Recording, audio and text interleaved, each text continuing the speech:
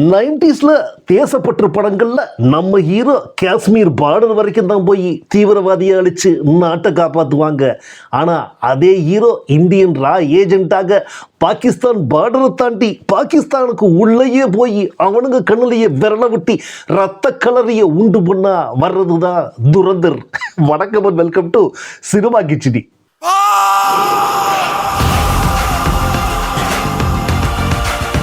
துரந்தர் 1 எப்படி அப்படின்னு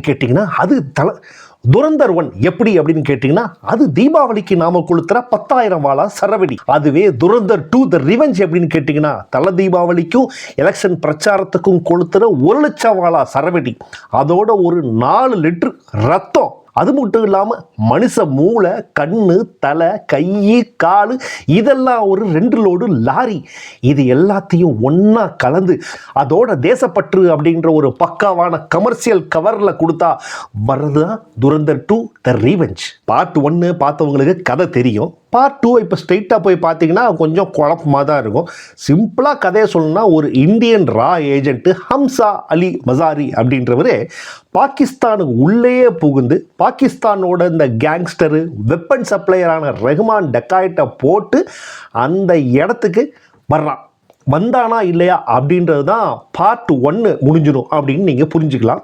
இப்போ பார்ட் 2ல் அந்த இடத்துக்கு வந்த பிறகு அவன் என்ன பண்ணான் அப்படின்றதான் இந்த பார்ட் 2 ஸ்டார்ட் ஆகும். பார்ட் 2ஓட கதை எப்படி அப்படின்னு கேட்டிங்கன்னா, பார்ட் 2 துரந்தர் த ரிவெஞ்ச் அப்படின்னே சொல்லிடுறாங்க. ஏன் இந்த ஹம்சா அலி மசாரி அப்படின்ற இந்த கேரக்டரை நம்ம இந்தியன் மிலிட்ரி, இந்தியன் கவர்மெண்ட்டு ரா ஏஜென்ட்டாக ஸ்பையாக சூஸ் பண்ணாங்க? அவனுக்கு பின்னாடி இருக்கிற அந்த ஃப்ளாஷ்பேக் என்ன, அவனோட மிஷன் பாகிஸ்தானில் என்ன, அந்த மிஷனை அவன் ரீச் பண்ணானா இல்லையா அப்படின்றதா இந்த துரந்தர் த ரிவெஞ்ச். அவன் எப்படி ரீச் பண்ணான் அந்த மிஷனை அப்படின்றத வானத்துலேருந்து பொத்துக்கிட்டு ரணகலமாக அதகலமாக ரத்த கலரியாக சொல்லியிருக்கிற படம் தான் இந்த துரந்தர் 2 த ரிவெஞ்ச்.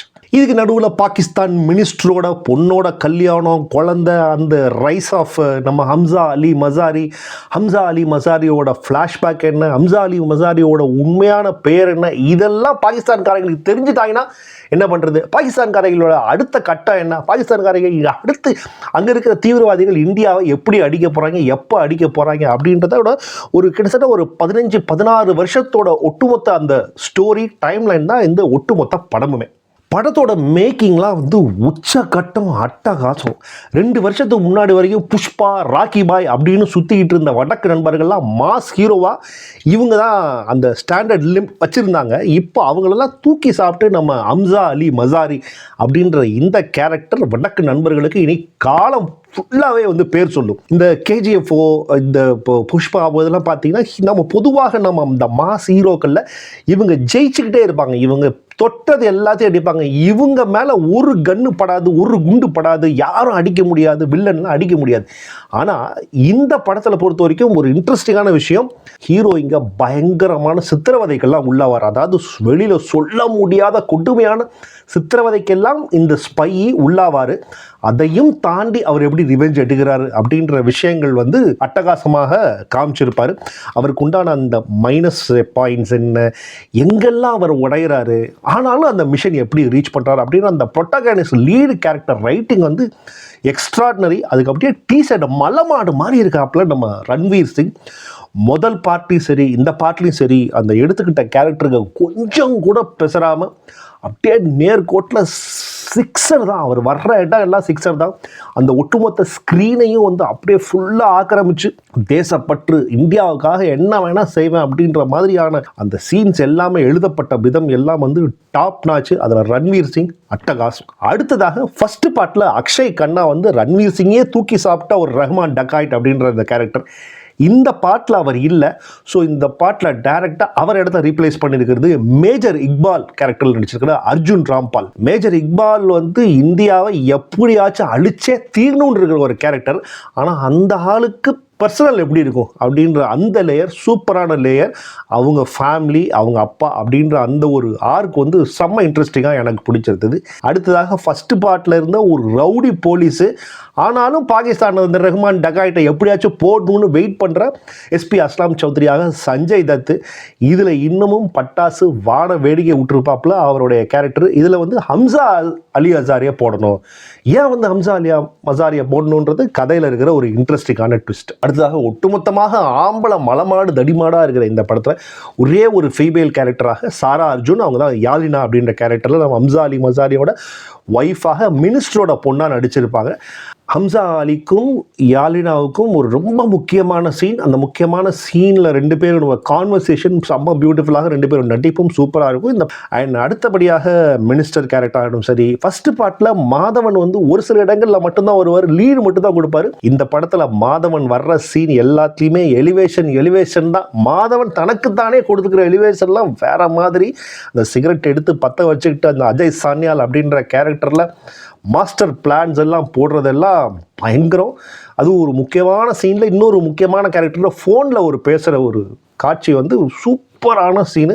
அப்படியே தியேட்டரில் கிளாப்ஸ் பிரித்து பறக்கும், அந்த அளவுக்கு அட்டகாசம் பண்ணியிருப்பாப்புல மாதவன். அவர் கூடவே வர இன்னொரு கேரக்டரும் இன்ட்ரெஸ்டிங்கான கேரக்டர். எல்லா கேரக்டருமே ரைட் பண்ணது அட்டகாசம். அண்டு படே சாப் அப்படின்ற ஒரு கேரக்டர் ஃபஸ்ட்டு பார்ட்லேயே அடிக்கடி ஃபோனில் மட்டும் வரும். இந்த படத்தில் இந்த படே சாப் அப்படின்ற கேரக்டர் ரிவீல் பண்ணுறப்போ ஆச்சரியம் தான். அதாவது அந்த ஒரு என்டர்டைன்மெண்ட் படம் தான், ஒரு பக்காவான கமர்ஷியல் நாட்டுப்பற்று தேசப்பற்று படம் தான். அந்த தேசப்பற்று படத்துக்குள்ளே அவங்களுக்கு ஏற்ற மாதிரியான ஃபேக்ட்ஸ் எல்லாத்தையுமே கரெக்டாக உள்ளே ஃபிக்ஸ் பண்ணிவிட்டு அவங்களோட சில ப்ரொபகண்டா விஷயங்களுக்காகவும் சில உருட்டுக்களையும் அப்படியே லைட்டாக அப்படியே தடவிட்டு போயிருக்கிறாரு இந்த டைரக்டர் ஆதித்யதர். படத்தில் வந்து நம்ம டிமானிட்டைசேஷன் அப்படின்ற ஒரு சம்பவம் இந்தியா 2015 நடந்தது நம்ம எல்லாருக்குமே தெரியும். அந்த சம்பவத்துக்கு ஒரு உருட்டு இந்த படத்தில் வச்சிருப்பாரு டைரக்டரு. ஆனால் படம் பார்த்துட்டு இருக்கிறப்ப ஒருவேளை இருக்குமோ அப்படின்னு நம்மளே நம்ப வச்சுட்டு, அப்புறம் நான் கூட ஒருவேளை இருக்கலாம் போல் அப்படின்னு பார்க்குற ஒரு காமன் ஆடியன்ஸை நிச்சயமாக டைரக்டர் நம்ப வைப்பாப்புல. ஆனால் 1 மாதம் 2 மாதம் பேங்க்கில் நாயா பேயா காசுக்காக அலைஞ்ச நமக்கு தான் தெரியும் அந்த ஆஸ்ட்ரிச் வலி. படம் வந்து ஒரு 3.25 மணி நேரம் எக்ஸாக்டாக இன்டர்வல் வரைக்கும் எக்ஸலண்ட்டாக போகும். திரைக்கதை வேகம்லாம் வந்து சும்மா எக்ஸ்பிரஸ் பயங்கரமான ஜெட்டு வேகத்தில் போகும். இன்டர்வெலுக்கு பிறகு படத்தில் சில முக்கியமான காட்சிகள் வந்து ஒரே இடத்த சுற்றி மட்டுமே தான் அந்த காட்சிகள் போகும். அது கொஞ்சம் ப்ராப்ளமாக தான் எனக்கு பர்சனலாக இருந்துச்சு. கொஞ்சம் ஸ்லோவாக போகிறது, லேக் ஆச்சு. அதுக்கப்புறம் சில ஃபைட் சீக்வன்சஸ்லாம் தேவையே இல்லாத லென்த்தியான ஃபைட் சீக்வன்சஸ் போகும். கிளைமேக்ஸுக்கு உண்டான மிக முக்கியமான அந்த லீடு வந்து செட்டப் அதெல்லாம் அட்டகாசமாக இருக்கும்.